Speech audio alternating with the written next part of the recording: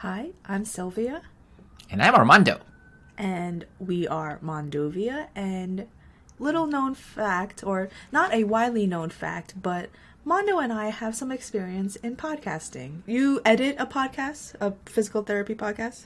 Yeah, I edit a podcast called the Healthcare Education Transformation Podcast, and Sylvia also does another podcast. I started up a podcast with a company, with a consultancy group, really cool people, Jake and Erin. Shout out to Out of Architecture. They are great people to work with, and we make a podcast called Tangents, where I talk to people about their transition out of architecture, something that is near and dear to my heart. I realized when I left architecture that a lot of people shared the journey that I had, and knowing that and talking about that was really consoling, comfortable. I really enjoy those conversations, and I thought other people that had felt the same frustrations would really want to hear those conversations too.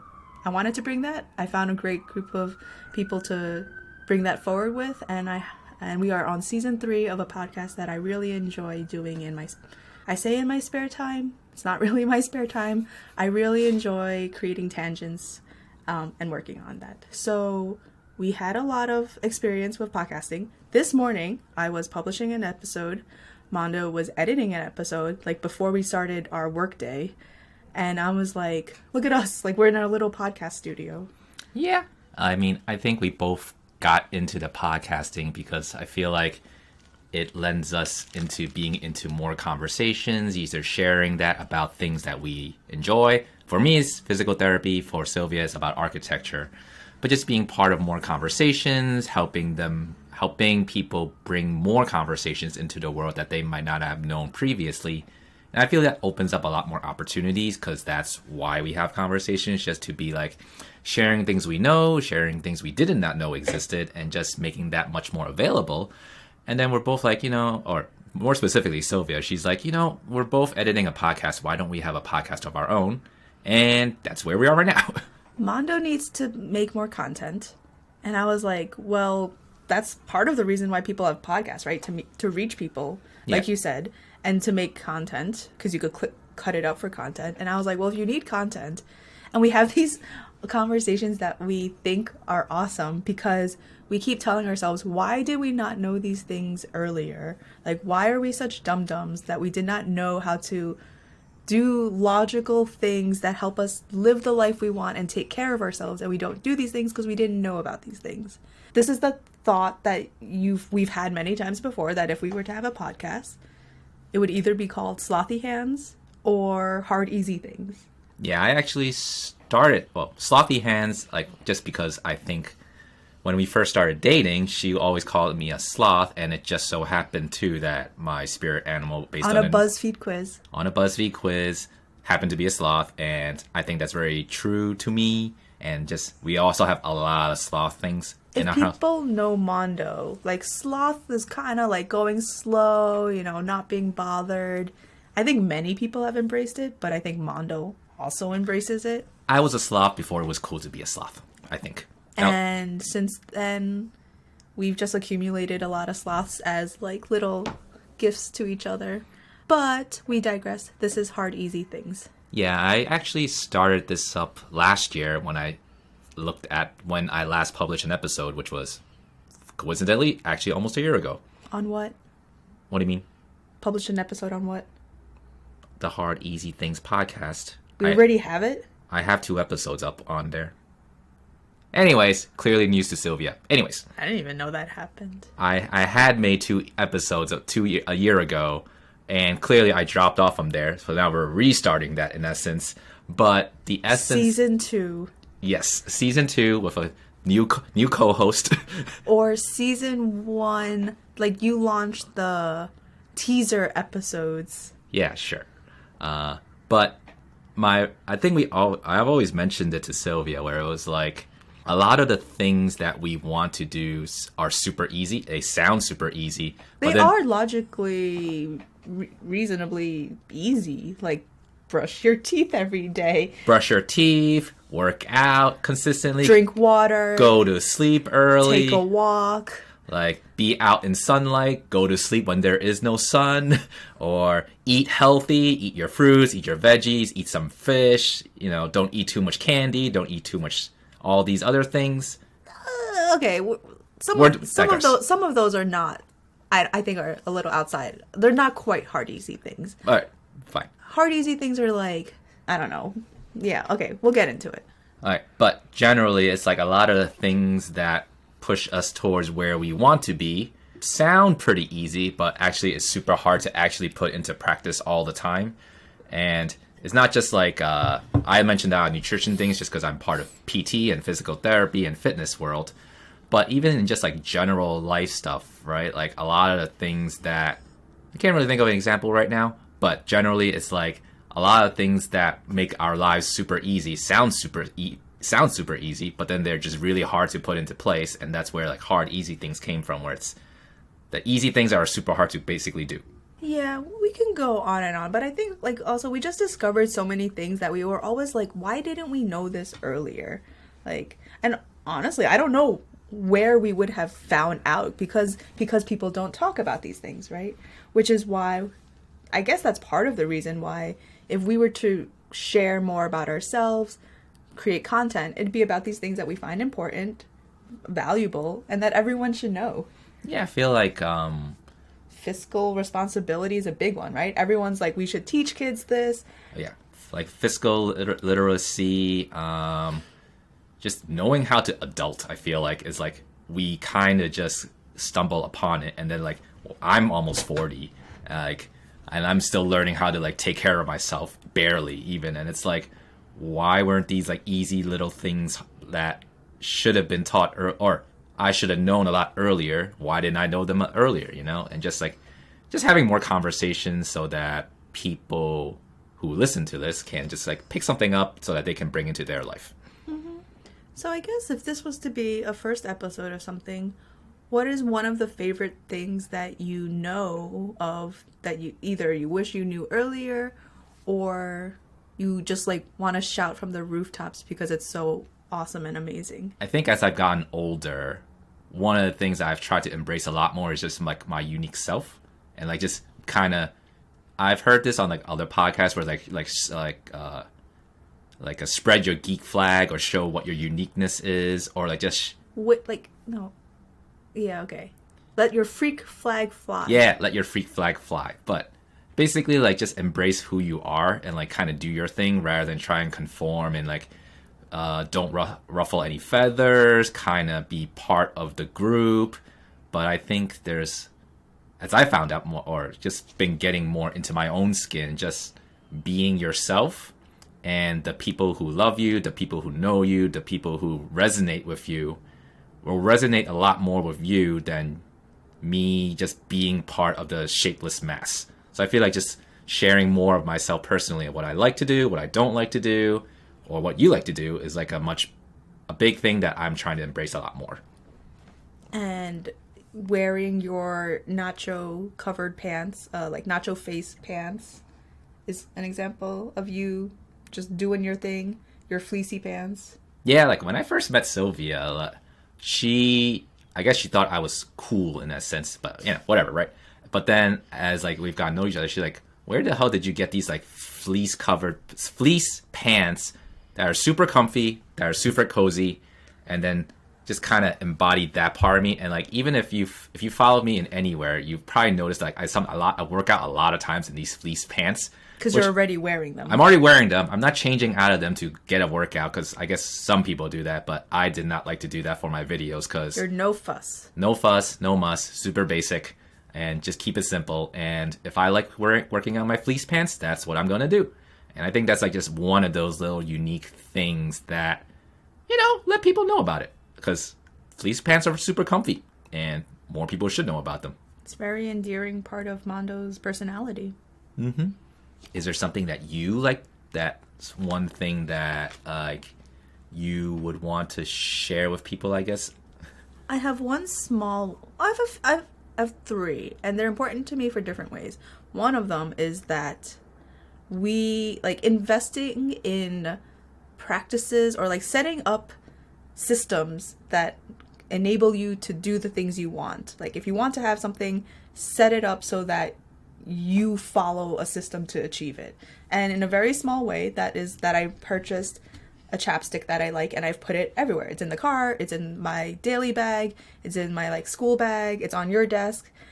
Like your lips are more chapped than mine, but I feel like I want like softer lips or like less dry lips, and because it's everywhere, like it's definitely like I don't need 6 chapsticks, but at the same time, it's creating a system that works for me to like be applying chapstick more. And if you take that and apply it to everything, where you just set yourself up for success and take the effort to set yourself up, then like nothing's wrong with that. Sounds great. Like if it's a little excessive, like I'm a little excessive often, and that's okay. You know, let your freak flag fly. So I'm embracing that. Like I like that. No, I think what was it? Having systems for things you want makes it, for me anyway, like I think I came from an engineering background, right? So having systems in place makes it super predictable. You know exactly what you're getting out of it. It makes it a lot easier to reproduce that set outcome. And I think most of the time we're always just trying to just do the best that we can. And so we're just kind of scrambling and just like doing things off the cuff or just being worried about it or frantic. You could be like, or unsure. Like that adds like a layer of like doubt. There's like a little extra stress in there where like the thing that you want may or may not happen. So it kind of comes down to luck. And I feel like a lot of things, when you actually break it down into systems, can make it much more predictable. So then I love having systems. Like I think a lot of the things that we talk about is just making better systems for us so that we can get what we want. And then like if things are not going the way we want, like how do we change up that system so that we can produce the outcomes that we're looking for? So yeah, I'm down with the whole systems thing.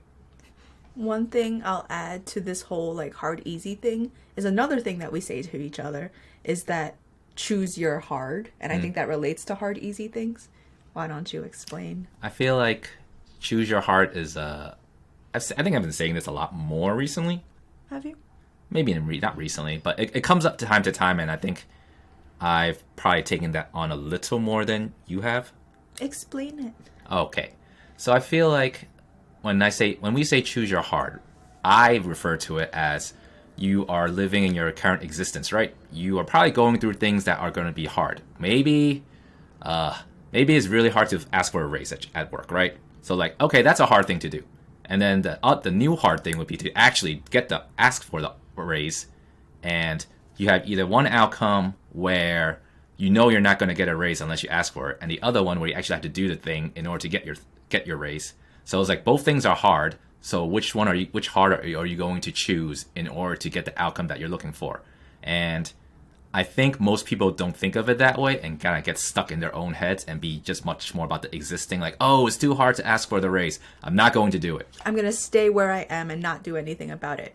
Exactly. Not realizing that being in that state is you choosing another hardness, because living with lower income is also hard. Yeah.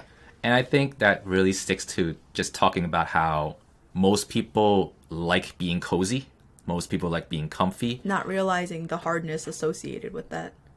And I also think related to that, like, that's still all a choice. Like, I get the idea where it's like we're stuck in our own heads and it just doesn't feel like we can get out of it.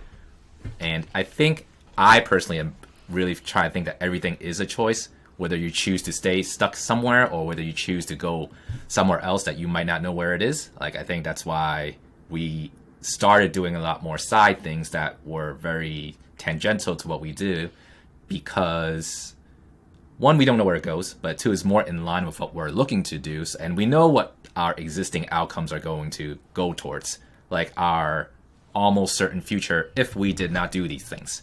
So, like, why not do more things, challenge ourselves a bit more, choose the harder option, even if it just makes it harder on us.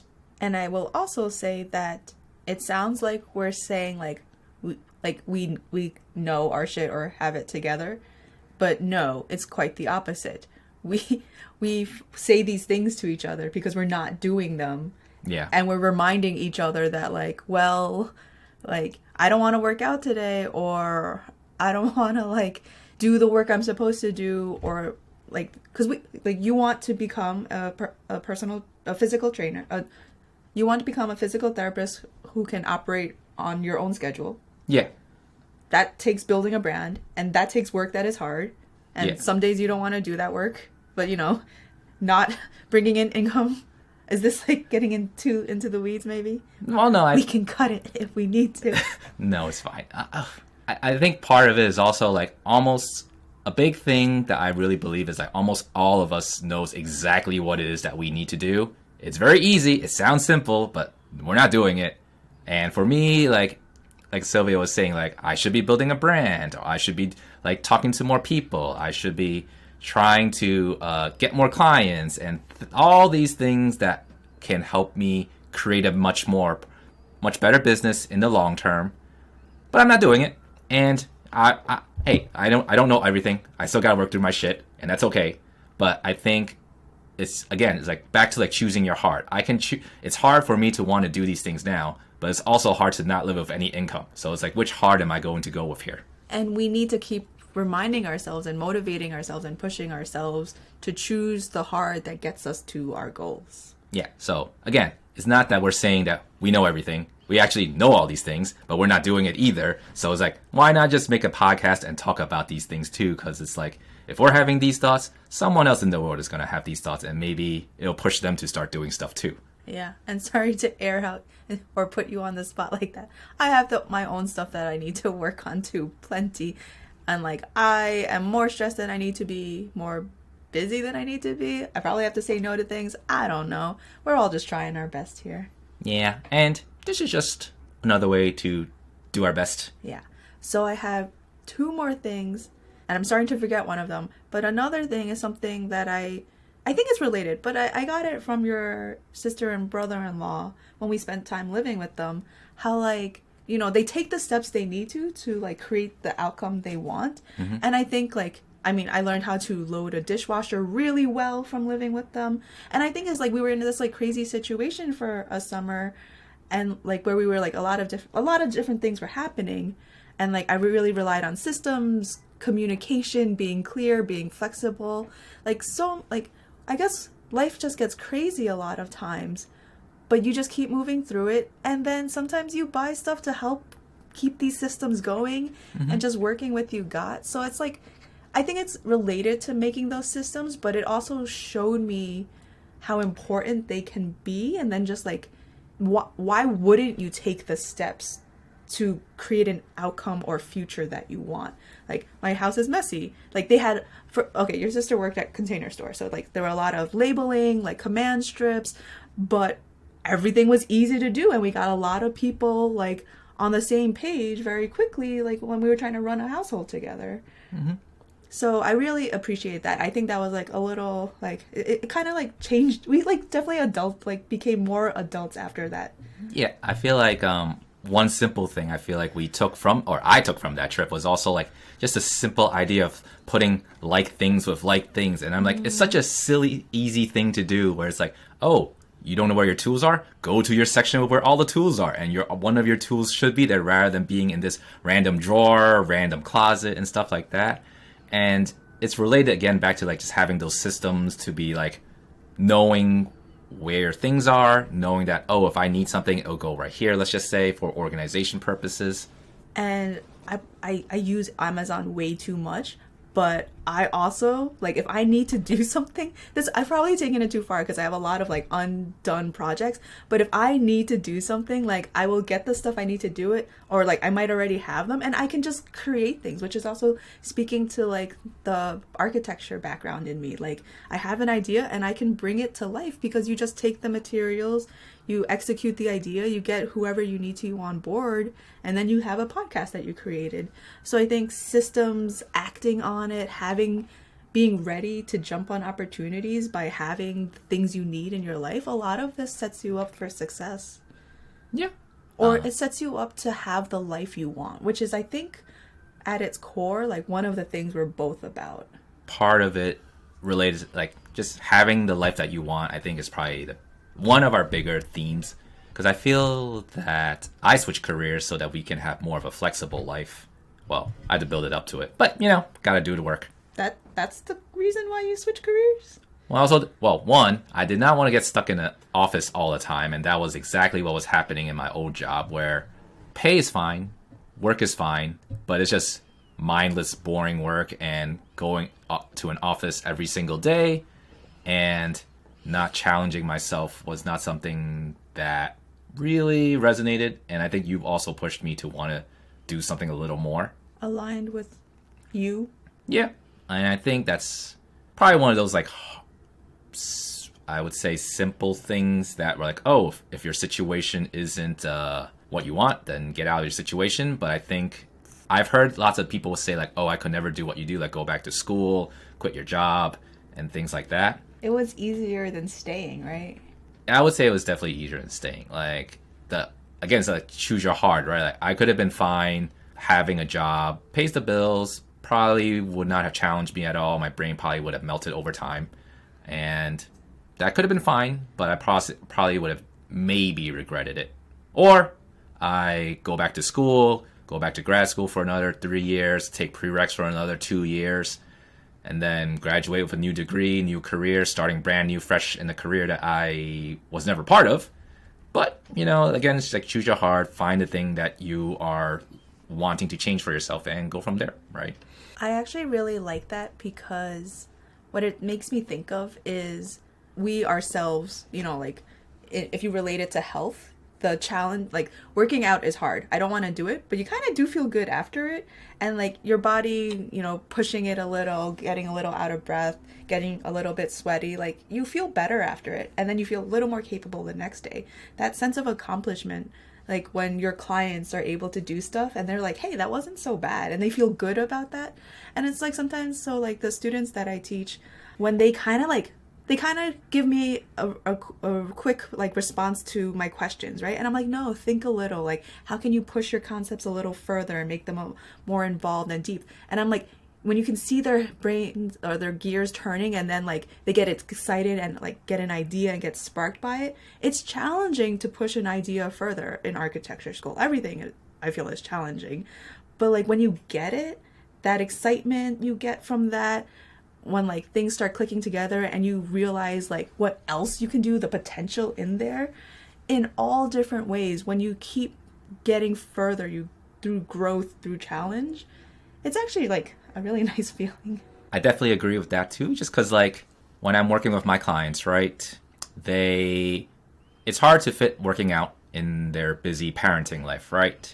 But once they're able to do that, once they're able to do it consistently, now their new schedule is set, they feel a lot better about themselves. Now they don't have as much back pain. Now they're able to like go snowboarding, carry 2 snowboards with their 2 kids hanging onto them because they forgot their boots. These little things that like you take for granted. Like, we don't have kids yet, and I'm sure they were like dreading doing all those things before like they start getting more into shape, doing the hard things of just exercising a bit more, eating a bit more healthier, and, just changing their bodies for how they want to change. And it's hard, but they still kept on doing it. And then they weren't nearly as like tired or gasping for air when they're doing these things. So all these things, when you push yourself, there's lots of merit and things that you gain out of it. And you feel a lot better after it, even though in the moment it might feel like it feels sucky. So. And then I think the last thing that, like, my favorite things about Easy Hard Things or Choose Your Hard is that what you mentioned before about, like, letting your freak flag fly.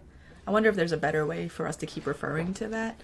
But it's that through trying to be an architect in a big firm, then, just changing careers a little bit, or I've had to learn to be uncomfortable with a lot of uncomfortableness, which I think is also a part of adulting, and also being an architect, that like you don't know everything and you never will. Like when I was really young, like fresh out of school, I thought I knew nothing because I was an intern, which I did. But then I was like, when do things get easier? When do I start knowing things? And then our favorite Dunning-Kruger, like, can you put it here, Armando? Dunning-Kruger chart, where like the more you know, the more you realize the less you know. And like we're definitely in that point of the graph where we know nothing, which is, I guess, is where you want to be. But getting comfortable with knowing that I will never know nothing, I will never feel comfortable and know enough to feel comfortable. So I better get used to being uncomfortable, and also accepting that, like, maybe some things I'm just going to be bad at, or like maybe some things I'm going to be a little goofy at, and that's just how I am sometimes. And like, I can't control everything and know everything and be on top of everything, and that's okay. And that's definitely how it's going to be.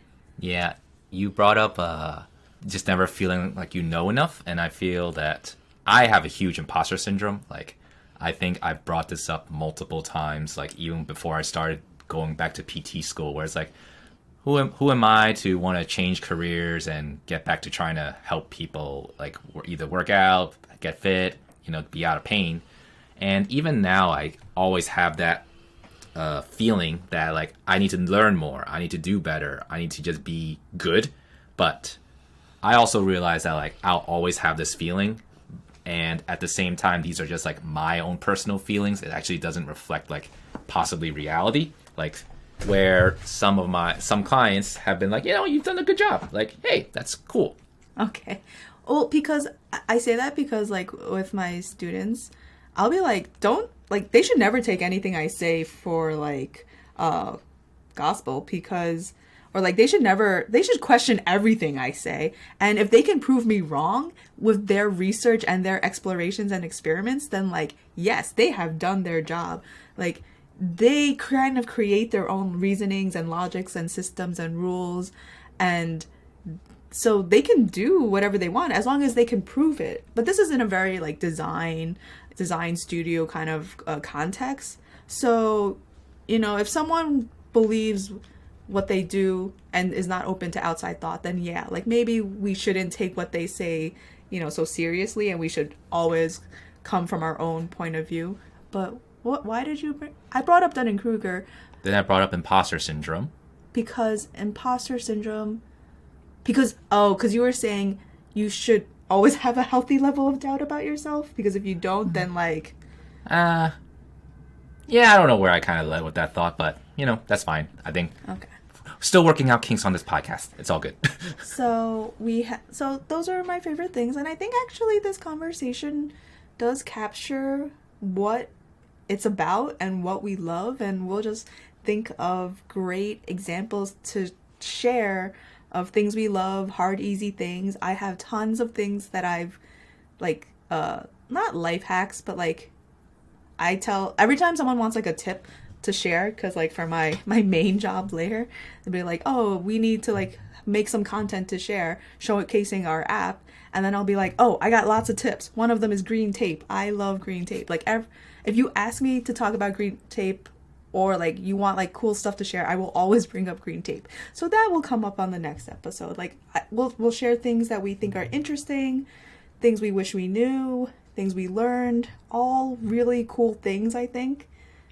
Yeah, and I think, you have the green tape thing. For me, it's coming up like a lot of like health things and nutrition things, because that's more of my realm. And I'm like, there's so many things out there that people hear that if you haven't gone down the path, it makes a lot of sense. But once you start getting into like knowing what's completely out there, then you really know that like nothing matters in that aspect. So it's like, what's the breast protein powder? No one cares. That's actually not a big thing in that sense. So it's like one of those things that start differentiating what actually matters versus what doesn't actually matter. And also, like, what's the best fill in the blank? The best fill in the blank is just the one you're using. Yeah. But we'll get into, like, we gotta like save some stuff for the next episodes. Sure. And if anyone needs a cheerleader to encourage them to tackle a project or anything about themselves, let me know. I love like cheering people on their passions.